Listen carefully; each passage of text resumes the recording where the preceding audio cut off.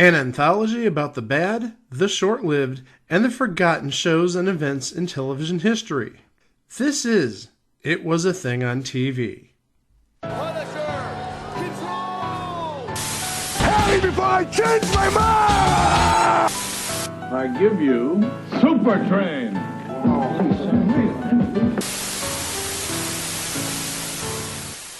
Episode 463, submission number 248B. Filmation's Ghostbusters. Filmation's Ghostbusters, not to be confused with the Ghostbusters that we talked about in episode 216, nor the real Ghostbusters, we'll get to that in a little bit, aired in original syndication from September 8th of 1986 to December 5th of 1986 for 65 episodes. That's 4 times your standard crock block plus 1. And it did run until 1988 in syndication, just not original syndication. They just did those 65 episodes.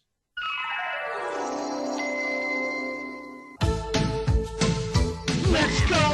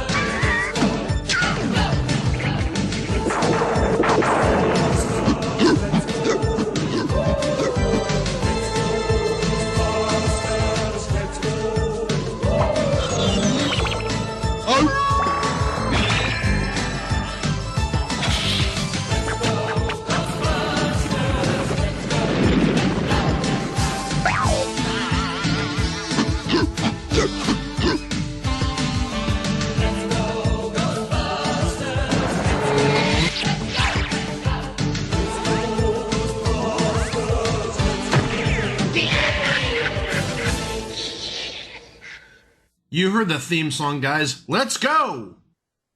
As I mentioned before the theme music, we talked in episode 216 about a live-action series titled The Ghostbusters with Forrest Tucker and Larry Storch. This cartoon, Filmation's Ghostbusters, informally, if you will, was not just an update of the old series, but actually a continuation of sorts, because the characters that the series revolved around, they weren't Jake Kong and Eddie Spencer, as in the 1975 The Ghostbusters.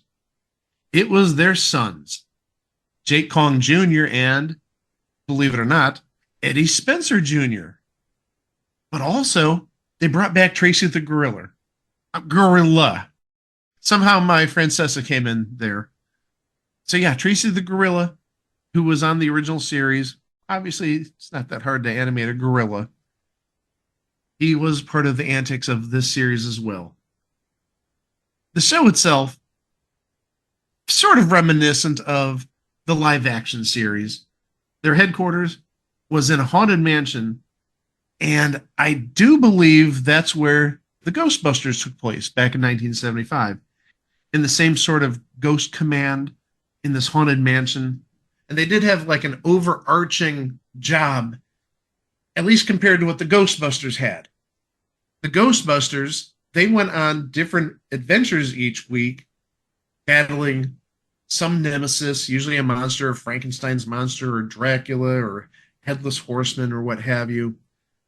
But in this series, it focused on the world of the evil ghost wizard, Prime Evil, and his cast of henchmen. Plus also, in Lou Scheimer fashion, and this goes back to not just He-Man, but also non-Lou Scheimer Filmation shows. I'm thinking specifically like G.I. Joe. There's always some sort of moral, some lesson to be learned from the episode. What did we learn today? Don't be chasing ghosts you can't handle. I don't know what. But yeah, there's always some little lesson in the end because, you know, they don't want to appear like they're doing this cartoon just to sell cheap toys. Because we know that's the purpose of cartoons back in the 80s and probably even nowadays, when you have Peppa Pig and SpongeBob and Paw Patrol, they're around to sell toys. They're entertainment, but really, number one is let's get the kids to buy the figurines. Now, hold on a second. Paw Patrol's around also for Oscar Isaac to do some campaign ads against them. Enough is enough. I'm City Councilman Herb Tangier. Mayor Goodway has put all our lives at risk with her Paw Patrol initiative, and I say it's time to vote her out. In fact, this mayor fired all of our city's police officers, firefighters, and paramedics and replaced them with a group of 6 talking dogs. I think that was a bad idea, and I'm not alone. Listen to these concerned citizens. I was excited about the Paw Patrol at first. Talking dogs who know how to fly jets and drives? Great. But it's become clear that 6 dogs cannot protect a city roughly the size of San Diego. Criminals and lowlifes are flocking here because they know there's only one cop patrolling our streets, and it's a dog. And there's only one firefighter, also a dog. So if there's 2 fires at the same time, someone's getting screwed, I guess? Who is in charge of this organization? A child? Yes! And remember, whenever you need trouble, just yelp for help.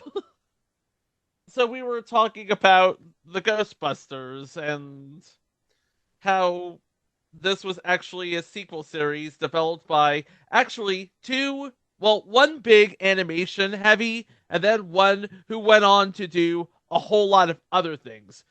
Because Robbie London was really big into the Deke scene in the 80s and 90s. And then Barry O'Brien would go on to work for Hannah Montana, Happy Days, Perfect Strangers, Hanging with Mr. Cooper, and CSI Miami. All of this under the watchful yet frugal eye of Lou Scheimer. We should say, soon to be, It Was a Thing on TV Hall of Famer, Lou Scheimer. But actually, I think another thing we need to talk about is why the Ghostbusters, well, it was their name, but you had a film 2 years earlier with that name that was immensely popular. When the movie Ghostbusters was originally produced, somebody didn't look into the fact that there was a TV show 9 years earlier called The Ghostbusters. Not unlike the whole situation with the Cleveland Guardians a couple years ago, if you remember that, where the Cleveland Guardians like, hey, we've got this beautiful name, and then some roller derby team says, hey, we've been the Cleveland Guardians for years. You can't just take our name. Very similar, if you will.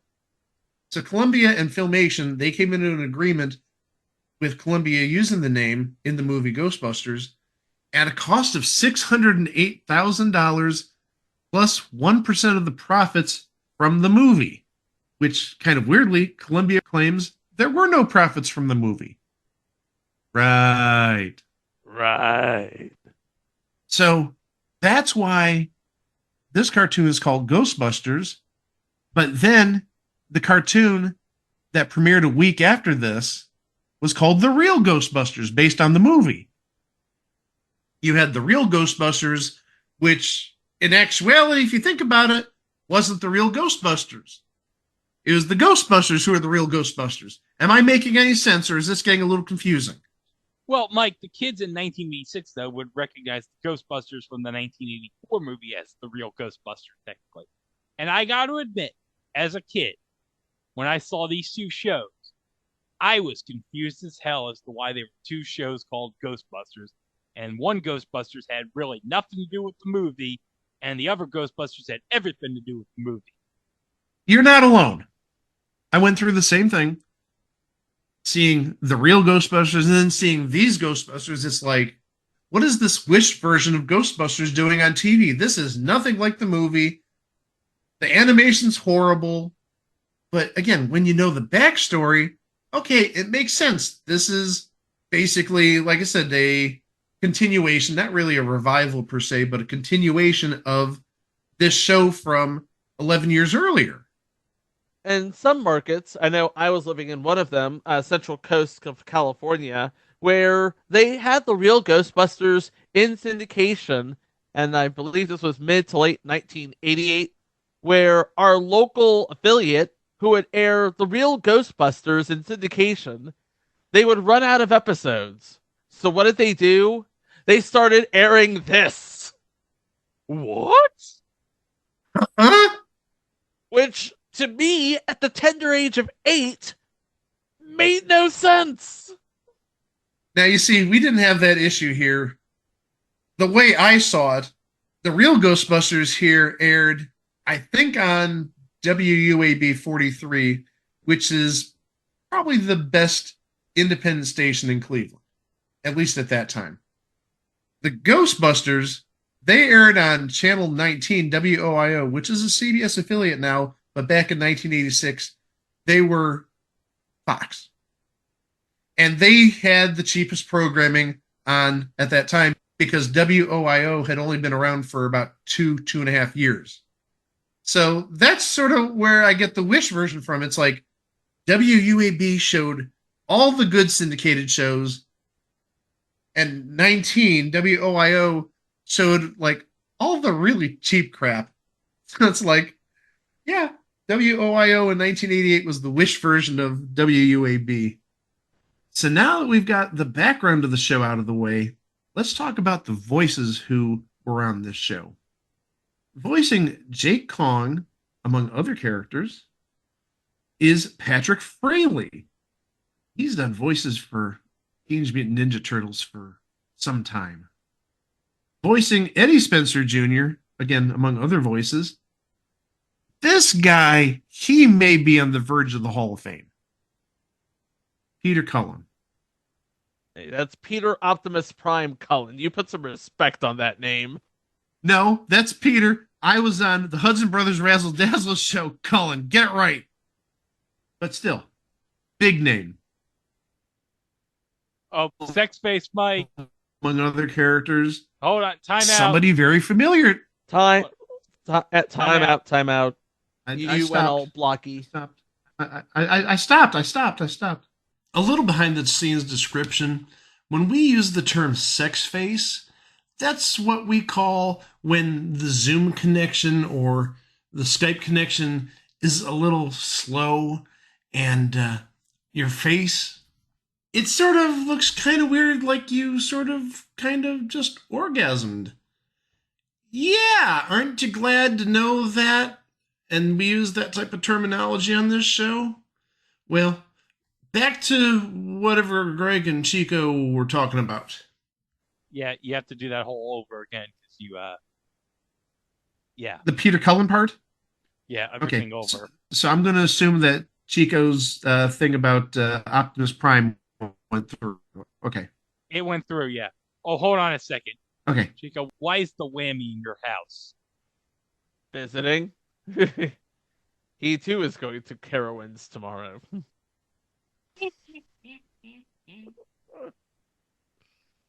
When did you discover teleportation, Whammy? I made a TARDIS out of all the money I stole the last season. Oh, all the money you've stolen last season. Oh, hold on, Whammy, I got a question. Are you going to be buying Black Tower on Monday? Yeah, you call the Whammy Tower. Oh my God, the Whammy Tower! You're gonna use it as your own personal hideout to swim in your money. No, I'm going to charge Mr. Black a ton of money just to stay there. Oh, that'd be great. I'm a capitalist too, bitch. The Whammy Tower. Okay, I think I've got some place I need to go visit when I eventually get to Manhattan. Okay. You can have a Whammy museum too in the tower. The Whammy Museum's going to have everything he ever stole on the show. I did steal that statue of McLean Stevenson. Oh, that's right, you did.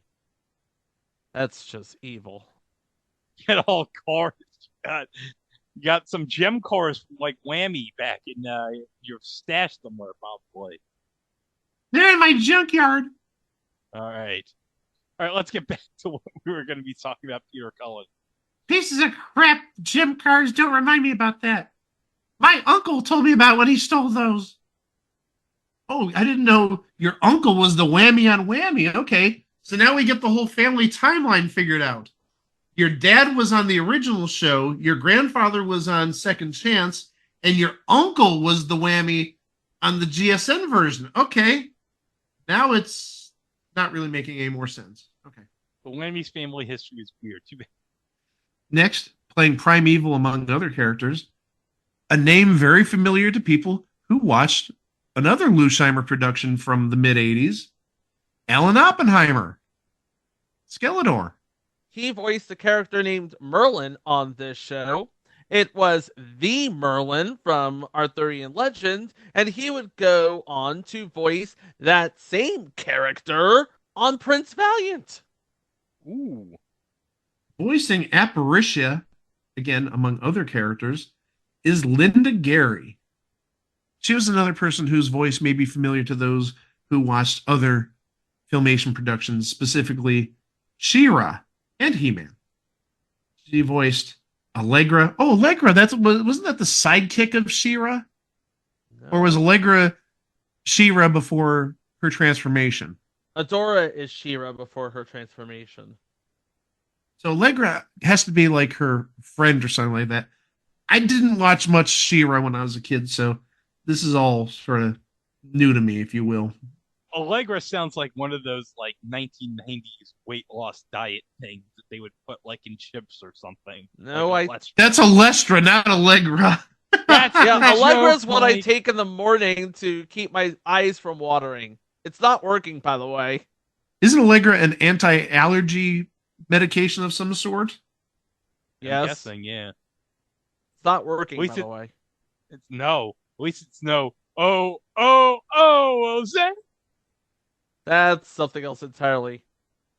Voicing Tracy the Gorilla in this show, and I don't remember if Tracy the Gorilla had a voice in the Ghostbusters, maybe just grunting, but Tracy the Gorilla has a voice here, and it's a name very familiar to those people who have seen Lou Scheimer and Filmation productions, because the man himself, Lou Scheimer, voices Tracy the Gorilla. Keep it in-house and save money. He also voices the Ansa Bone and the Skelevision. The Ansabone? It's the Ghostbusters' in-house talking skull phone. Oh, that's right, because they have a talking. There's like talking like skeletons all over the place on this show. Why didn't they just call it the Ansaphone? Because, I'm sorry, Ansabone sounds like something that maybe Allegra or Alestra or Viagra would take care of. I don't know. They needed something to copyright so they could sell toys, silly. How'd that work out for him? Not good. Lou Scheimer's still worth, even in his current condition, not with us any longer, he's worth many, many, many, many more times than the three of us combined, so maybe we should just be quiet about that. Voicing Shock Clock, again, among other characters, again, somebody very close to the Filmation Lou Scheimer family. Literally, his daughter, Erica Scheimer. And again, she's in other Filmation productions. She was in both She-Man. She-Man! Oh my God. Damn it. Well, that's what I get for seeing He-Man and She-Ra. She-Man. That's going on the schedule for our for our network. She-Man and He-Ra. Okay, let me try that again. As much as I enjoyed that, and again, since she's part of the Lou Scheimer and Filmation family, she did voices on other Lou Scheimer Filmation shows, including She-Ra and He-Man. And was Brave Star, was that Lou Scheimer? Brave Star was the last Lou Scheimer production to come out of Filmation, to believe it or not. Okay, I've never seen Brave Star, so that's news to me. Okay. And then, again, playing Belfry and some other voices, a name we've talked about in the past, Susan Blue. And interestingly enough, it does not appear that she has as many connections to Lou Scheimer and Filmation as seemingly like everybody else in the series. Not to say she doesn't, but I don't see her popping up on other Filmation TV shows. I do take that back. She was a voice on Brave Star, as we just mentioned a few moments ago. Oh, we talked about her in the past because she was in Fluffy Dogs. Oh, good heavens. What a great show that was, Fluffy Dog. And much like Peter Cullen, she too is an integral part of the Transformers lore as Arcee. She makes a good cola. RC Cola. Oh, I haven't had an RC Cola in years. I think the last time I had it probably was like when I was like 12 or 13 at Shea Stadium back in the day. We're going to just head into the episode 65 of them. We'll go through it very quickly because it's 65 episodes and we don't want to be here forever. They all have the same plot. Primeval has an evil plot, sends one of the ghosts to execute on the evil plot. Anzabone picks up a distress call. Jake and Eddie and Tracy go through their transformation sequence. They hop into not Ghost Buggy, Ghost Buggy Jr. Ghost Jr. Well, sure, it fits with the whole Junior thing because these are both the sons of the characters from the live action series. So why not call the Ghost Buggy Jr.? Makes sense to me. And then what happens after they get in the Ghost Buggy? They go on their hilarity ensuing adventure. And at the end, after they've dematerialized the ghost, we all learn a very important lesson. And that's the series. I'm hoping one of the lessons is dogs don't lay eggs. So no, really, let's go through this really quickly, even though Chico broke down the general layout of every episode. Episode 1, I'll be a son of a Ghostbuster. After Primeval escapes from his prison and kidnaps their fathers, the Ghostbusters learn of an ancient stone tablet that has clues of their father's whereabouts. It takes them to Camelot, but Primeval learns of this and sends Sir Transalot and Frightmare to stop them. Episode 2, Frights of the Round Table. The Ghostbusters arrive at Ghost Command in the future and find a broken piece of the stone tablet, which holds a clue to where their fathers are being held hostage. Primeval finds out and sends Long John Scarecrow with a zombie bomb to turn them into mind-controlled zombies. After narrowly escaping, the Ghostbusters go back to their time to study tablet and find out that it was broken into pieces and scattered across different points in history. They arrive at Stonehenge to retrieve the second piece of the tablet and battle Sir Transalot, who flees to medieval England with the Ghostbusters hot on his trail. Episode 3, No Pharaoh at All. The Ghostbusters go into Sir Transalot's haunted castle in medieval England to obtain a piece of the tablet that he took from Stonehenge. After defeating him and his pet dragon Sparky, the Ghostbusters head for ancient Egypt and battle Airhead and Apparitia. I'm just going to mention something right off the bat. I like how there's continuity here. Well, if I'm not mistaken, the series began with a 5-part miniseries. Oh, great. So you mean by episode 6 it's going to go all over the place? That's about the size of it. Thanks for the warning. Episode 4, The Secret of Mastodon Valley. After rescuing Tracy from Apparitia's trap, the Ghostbusters find Eddie, who is being worshipped as a pharaoh in a case of mistaken identity. They retrieve the third tablet piece and head for Mastodon Valley, which exists at the beginning of time. While there, they encounter ghosts of dinosaurs and the missing link, who rules Mastodon Valley with an iron fist. Episode 5, The Ones Who Save the Future. After the Ghostbusters escape the clutches of the missing link, Primeval gets fed up with his previous defeats at their hands and teleports the Haunt Quarters to Mastodon Valley in an attempt to defeat them himself. The Ghostbusters get kidnapped and taken to the Haunt Quarters. Jake escapes the prison cell he and his friends are being held in and finds the last piece of the tablet in Primeval's possession. After Jake switches around the control tusks on the Bone Troller to send everyone to Futura's time, the Ghostbusters head to where their fathers are being held captive, which is the mine that Primeval was once trapped in. Primeval tries to stop them and gets locked in the mine's vault again after Jake tricks him. So now, after our little 5-episode arc, now we're going to go all over the place, starting with episode 6, Witch's Stew. Primeval teams up with the Witch of Salem's ghost to distract the Ghostbusters long enough to steal their dematerializer. When Futura goes to the present to aid them, Primeval sends her to 1692, the year of the Salem witch trials. Uh-oh. What is uh-oh but in Italian? Episode 7, Mummy Dearest. Primeval sends Airhead to scare away oil workers so that his various transportations will come to a halt. Episode 8, Wacky Wax Museum. A sculptor at a wax museum creates statues of the Ghostbusters to honor them for their heroism and invites them to her presentation that's occurring the next day. Primeval becomes jealous and thinks that if he cannot have a statue, the hero shouldn't either. Episode 9, Statue of Liberty. When the Ghostbusters go to Liberty Island to celebrate the naturalization of Jake's grandfather as a U.S. citizen, Primeval steals the Statue of Liberty and replaces it with a symbol of fear made in his likeness. Episode 10, The Ransom of Eddie Spencer. Primeval kidnaps Eddie and ends up regretting it due to Eddie's constant clumsy antics.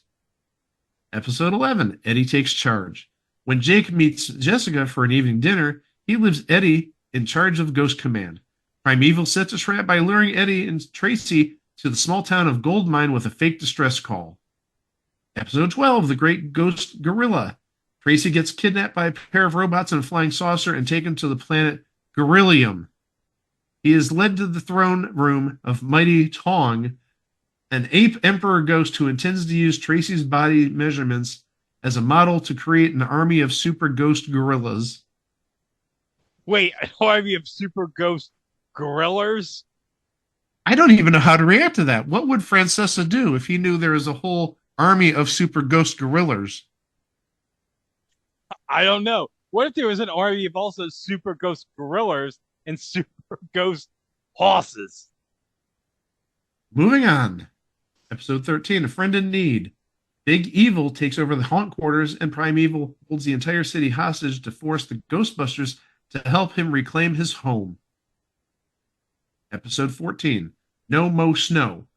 Primeval uses a ghost dragon to melt Earth's ice caps at the North Pole and cause global flooding. Hey, Lou Scheimer, if you just waited about 5 years, nature will do that on its own. Ha ha ha ha. Hashtag global warming. No, we have to say climate change. That's the politically correct term. Hashtag climate change. Hashtag climate pledge arena, the home of Seattle Kraken. Episode 15, Primeval's Good Deed. Big Evil zaps Primeval with an arcane spell that curses him to fade away into nothingness. The only way for Primeval to break the spell and ensure his own survival is for him to perform a genuine, heartfelt good deed. Well, that wouldn't be happening for 50 more episodes when this series gets canceled. Oh, I'm sorry, moving on to episode 16. Simon's Revenge. In the 30th century, evil cyborg Simon attacks the Starship Crusader by shrinking his ghost minion Spectre and sending her to wreak havoc inside the ship's computer. The Ghostbusters time travel to the future to save Futura and her brother, who are currently on board. Episode 17, The Headless Horseman Caper. We talked about the Headless Horseman on the original series. Here's the Headless Horseman's appearance in this new series. The Headless Horseman betrays Primeval to warn the Ghostbusters of an ancient Aztec medallion that would make Primeval the most powerful force on Earth if he got his hands on it. Episode 18, Banish That Banshee. The wailing Banshee arrives in the present day from 13th century Ireland to destroy all of Earth's telephone poles. The Ghostbusters travel back in time to find a leprechaun, the only thing capable of defeating her and sending her back to the past. What did telephone poles ever do to a Banshee? No, seriously. Ponder that as we go to episode 19, Roller Ghoster. Primeval sends Apparitia and Bratterrat to haunt the newly opened Ghost Park to ensure that people will be afraid of ghosts instead of using their images for fun and amusement. It doesn't look like Scooby-Doo at Carowinds. I was waiting for a Carowinds comment, and you did a good one. Oh, sorry. I meant Wilderness Run at Camp Snoopy. Episode 20, He Went Brataway. Bratterrat develops a romantic relationship with his next-door neighbor, Bratterina, a woman who is the same creature as him. In an effort to win her love, he invades Buckingham Palace and uses Floatzart to summon an army of ghosts to capture Big Ben. Episode 21, The Looking Glass Warrior. Jessica and her uncle are captured by robots, from a world accessible only by mirrors. Episode 22, Laser and Future Rock. Futura's nephew, who leads a rock band, wants to perform on a planet which is believed to have a lot of fans. Futura, however, sees the planet as hostile. Episode 23, Runaway Choo Choo. Primeval plans to kidnap Dr. Miller, the most recent winner of the Global Peace Prize, when he's on a train to Oslo, Norway. He sends Apparition and Scared Stiff to make sure that Miller's train never reaches its destination. Episode 24, Dynamite Dinosaurs. Primeval sets a sight on the recently discovered dinosaur egg that's about to hatch. He sends Mysteria back in time to fetch more dinosaurs for his army, with which he plans to rule the world. Episode 25, Ghost Bunglers.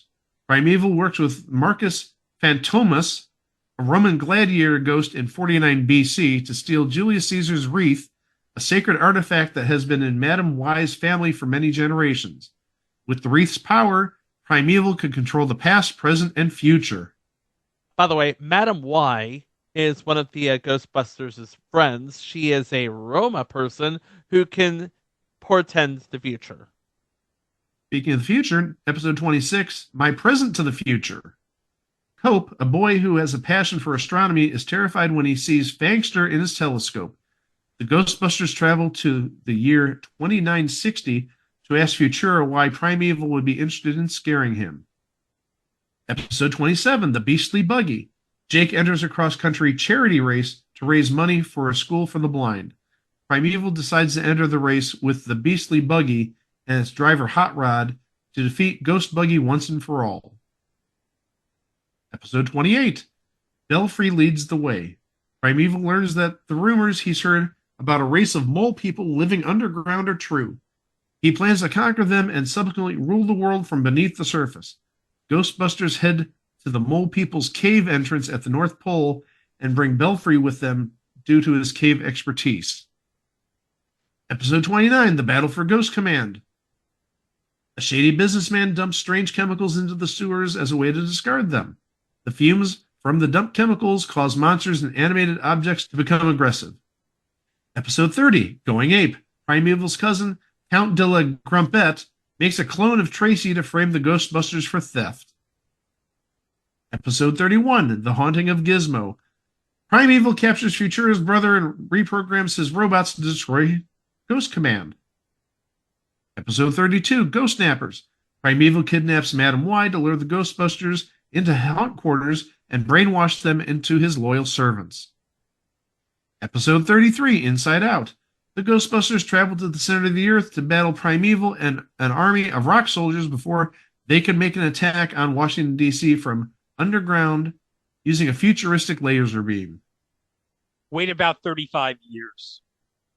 Now we're over the halfway point, thank heavens. Episode 34, The Sleeping Dragon.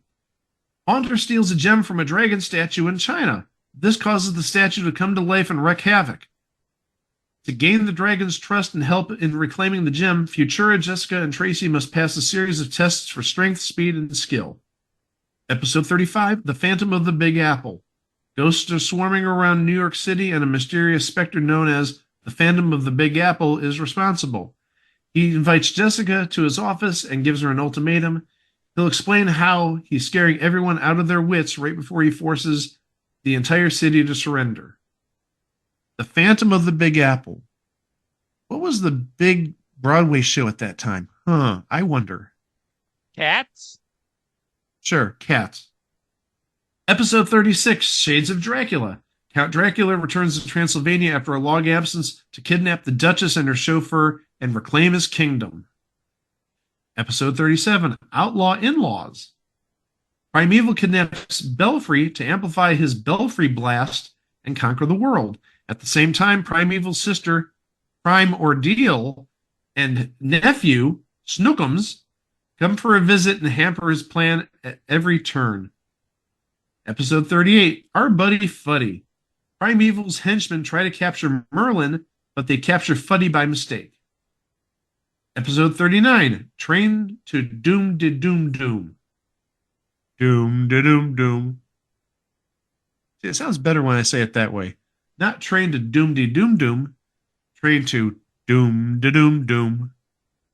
Prince Otis of Petronia contacts the Ghostbusters after hearing a radio transmission from Primeval, who plans to steal the royal crown and make Haunter king so he can indulge in Petronian gold. The Ghostbusters have to catch up with Haunter and Mysteria before they reach Petronia on the Orient Express. Episode 40, The Princess and the Troll. Prince Delwyn and Princess Gwendolyn of Fairy Tale Land are about to be married.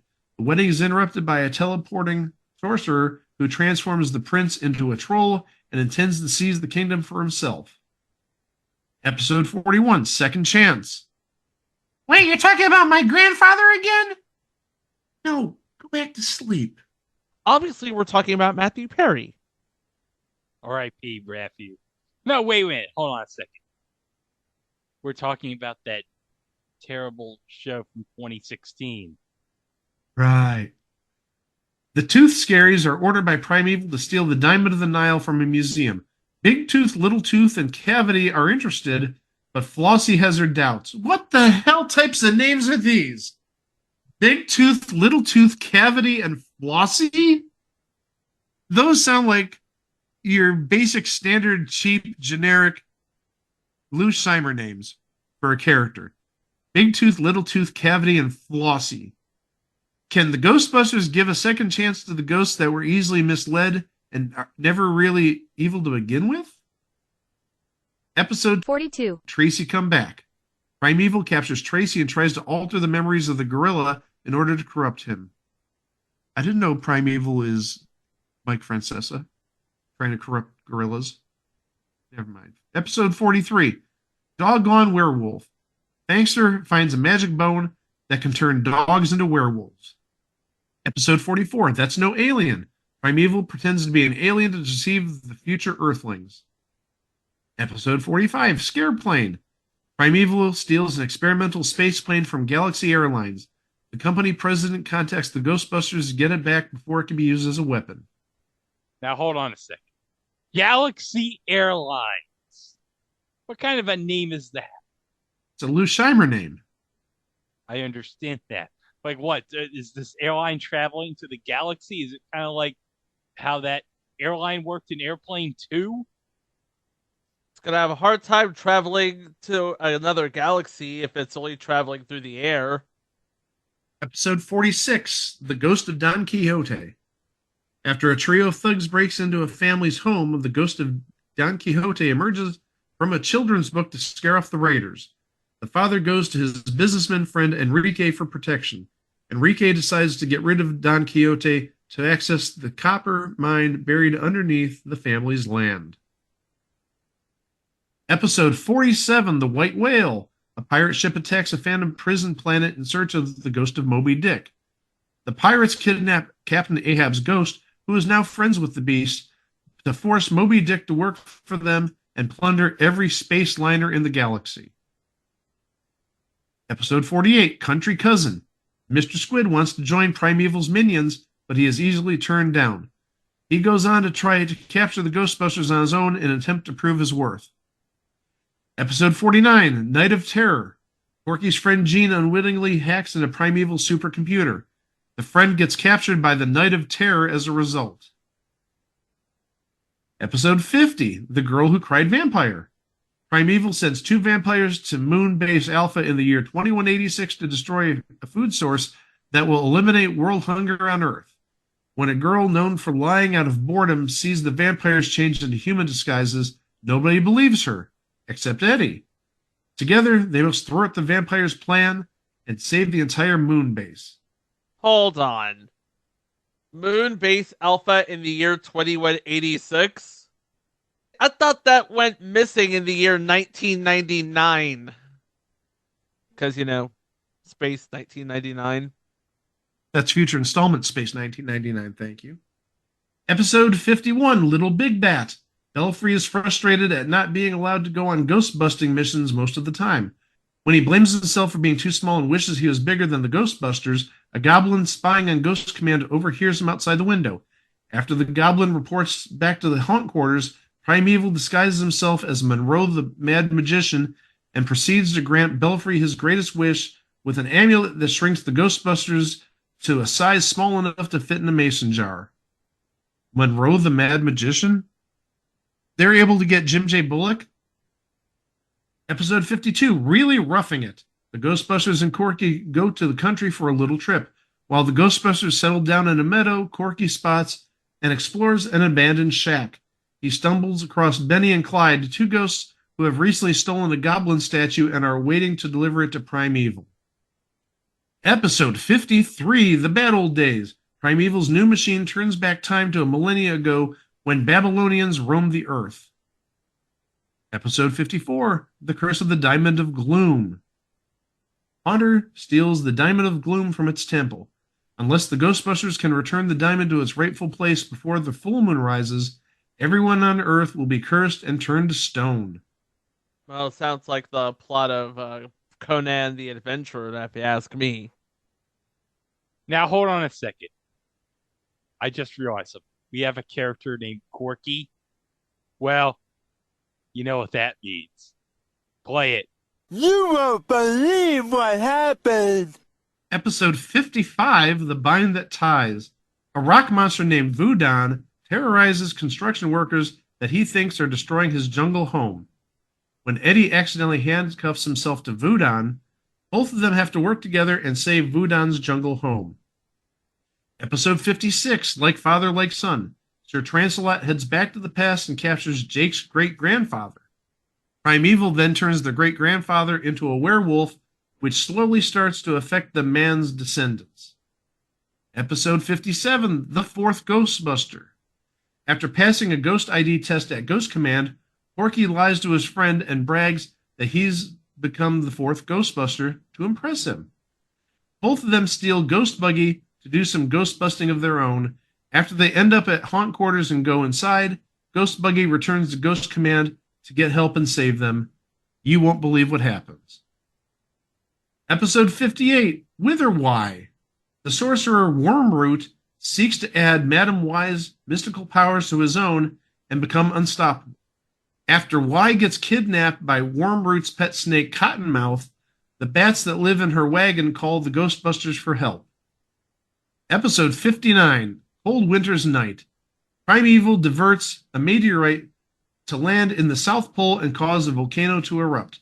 The eruption pushes the Earth away from the sun. 6 more. We're almost there. Episode 60, Father Knows Beast. 2 kids in a Scottish castle stumble across a magical urn hidden behind one of the bricks in the walls. They accidentally release Slork, king of the trolls, who has been imprisoned inside the urn for 40 years. He seeks to rebuild his army and get revenge on the Ghostbusters who sealed him away. Episode 61, Back to the Past. A witch turns the Ghostbusters into 5-year-old kids so that they won't be strong enough to fight back against Primeval and his minions during their Halloween haunt. Episode 62, Pretend Friends. Primeval orders Long John, Scarecrow, and Apparitia to steal Dr. Reiser's submarine and dig for a government decoding box at the bottom of the ocean. When Apparitia and Scarecrow arrive at Reiser's house, which is close to where the sub is docked, Apparitia turns his daughter's imaginary friends into ghosts to prevent her from calling for help. After she escapes, Reiser's daughter stows away on the sub to try and prevent it from falling into the wrong hands. Episode 63, The Haunted Painting.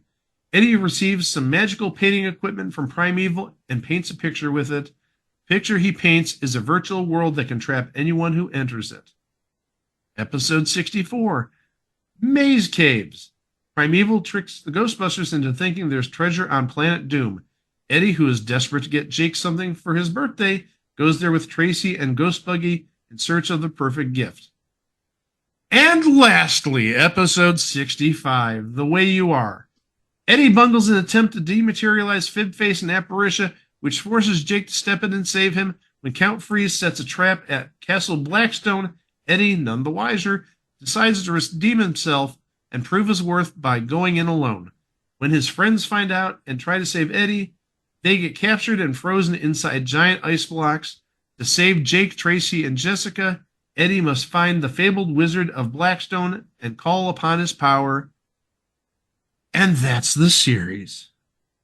Let's be honest, the show itself was released because of the movie from 2 years ago. but Lou Scheimer recalled this as perhaps one of the biggest reasons why this show, which did release 4 comics and a line of toys, mind you, was destined to failure. In a 2007 interview with writer R.J. Carter, and by the way, special shout out to cartoonresearch.com, we had the gorilla as part of our original show. They put a black man in the team. That black man, of course, being Winston Zedmore. And I got a phone call from a nice man, and he was horrified that we turned the African American into an ape. And I tried to explain, no, you don't understand. That was in our original picture. It was sad. I couldn't convince the guy that we hadn't somehow done something terrible. And therein lies the problem. Because in 1986, when somebody mentions Ghostbusters, they're not thinking of the 1975 live action series from Filmation. They're thinking about the movie. And as we mentioned earlier, people of a certain age, specifically the three of us, we were all sort of confused by this. I mentioned earlier, jokingly, talking about Ghostbusters, the real Ghostbusters, if you will, the 1984 movie or the animated version of the 1984 movie, that it was the Wish version. Oh, we've got Ghostbusters at home. And what do we actually have at home? We have Lou Scheimer's Ghostbusters, which, yes, they're not the Ghostbusters we know and love, but they're the original Ghostbusters. But this show did have a bit of a legacy in terms of being on the air quite a bit. As I said previously, this show, even though original episodes ended before 1987, it did air in syndication until 1988. In addition to the syndication until 1988, this series aired on CBN, the Family Channel, Cubo. I didn't know it aired on Cubo, but also internationally it aired on ABC in Australia. It's been released on DVD. There's been episodes released on VHS. Mill Creek Entertainment released the series in 2007. Now, admittedly, that is 17 years ago. You might have a little bit of difficulty finding a series that old, but they did release Volume 1, which is 32 episodes, in February of 2007. And then just about 5 months later, July of 2007, they released the other 33 episodes in a second volume. And I know Universal Home Video has put out on DVD some select episodes of Filmation's Ghostbusters because they now own the rights to the Lou Scheimer catalog. Which would explain why DreamWorks Animation did She-Ra. Because DreamWorks Animation is now owned by Universal. And if you're interested in those DVDs I mentioned, you can get them on eBay, but it looks like the going rate for each volume, and remember there's 2 volumes, is about $70 a piece. So if you want the whole series, if you got about $150 lying around, it could be yours. But I'm sure Greg has something else that you can pick up too if you're interested. Isn't that right, Greg? Oh, guys, you're not going to believe what I got for you because we're going to play an edition of non-eBay Prices Right.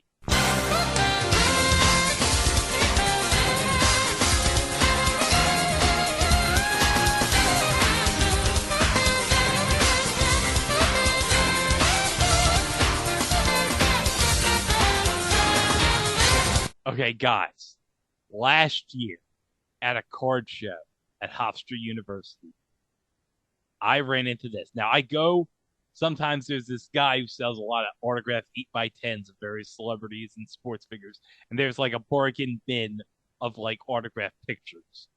So I went searching in this autographed bin, and this is what I saw. Now, look in the chat, guys. Now, Mike, can you describe the picture that I just sent you? F Troop Larry Storch autographed with New York Knicks Patrick Ewing. Now, can you describe the picture, Mike? So Patrick Ewing, in case you don't know, is very tall, 7-footer, center for the Knicks for seemingly ever, it seems, in the 80s and 90s. And Larry Storch, he's not 7 feet tall. He's not 6 feet tall. And Larry Storch is looking up to Patrick Ewing.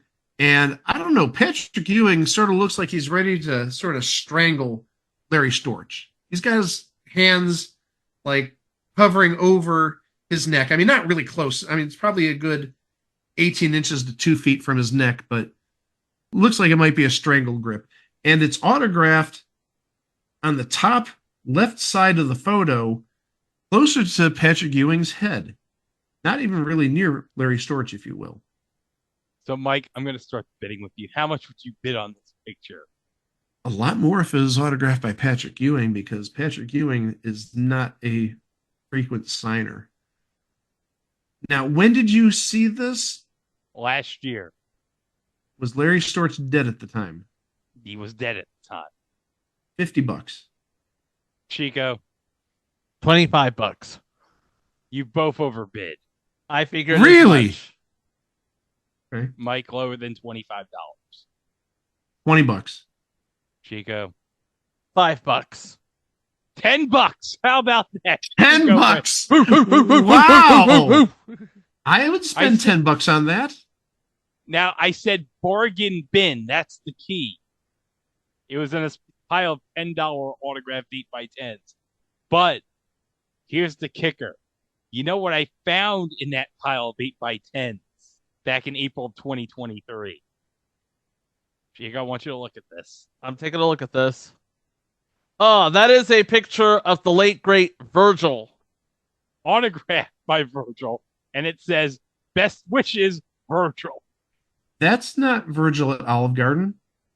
No, it's him in his tuxedo as Ted DiBiase's bodyguard. Now, did that run you more or less than $10? No, it was $10. Oh, so you got it for the same price as you could have gotten Larry Storch. And you That's decided right. not to get a Larry Storch. That shows what type of person you are. I'm not going to pass up an autographed picture of Virgil. Okay? This is going to be like in my will. Okay? I'm not going to tell who's going to get this autographed picture of Virgil in my will. But I will say whoever gets this picture is going to be very happy. And the best part is, this picture is an 8x10 of his classic WWF cord back in the early 90s. Boy, you know, I wish I had to worry about such problems in my will. Who do I give this card to? No, I'm not doing that. I'm just, like, giving it to my family and, like, do whatever you want with it. Hold on to it. Sell it. Just don't sell the entire collection for $50 or I'm going to haunt your butt every day for the rest of your lives. Hey, isn't it time for a Match Game Hollywood Squares Hour report? Sure, why not?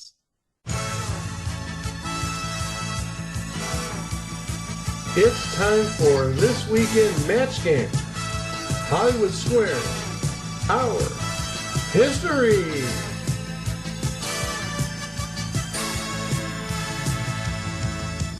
We are wrapping up March of 1984 with another very special week. It's St. Elsewhere week. And we legit have 8 people from St. Elsewhere. This isn't 7 people in Gallagher. This isn't like 5 people and Arsenio Hall. These are all people from St. Elsewhere in 1983-84. Kim Miori, Eric Landeville, Ed Begley Jr., Norman Lloyd, Howie Mandel, Nancy Stafford, Terrence Knox, and Ellen Brie. Yeah, 8 legit actors and actresses from St. Elsewhere. And, oh, good news, Greg. Yeah? Johnny Olson announced the last 3 episodes of this week.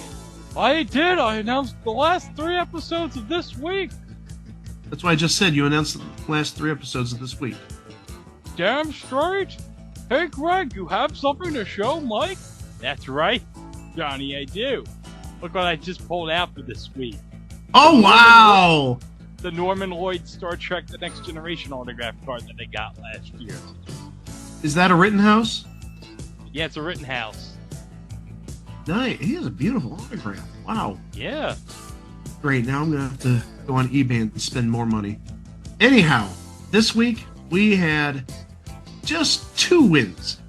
We had a $20,000 win with John on Tuesday, and we had a $2,000 win, the rare $2,000 win, 100 times 20, on Thursday. So again, it's still a little bit dry. It said the last couple of weeks there were no winners. Now we had 2 winners this week, albeit one of them very small. Next week.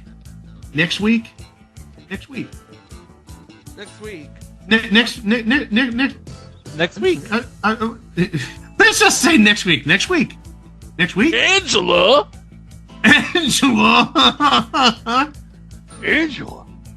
I guarantee Angela's not going to be on next week. Now, next week, we have a number of television legends and some returning visitors to the show, including somebody who, if I remember correctly on this week, wore a lot of vegetables. Not joking about that. We'll talk about that next week. Throwing it back to me to close up the show.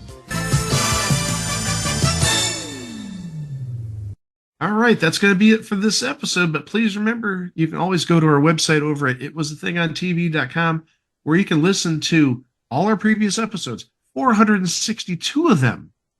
And we also have mini-sodes, live shows, extended versions.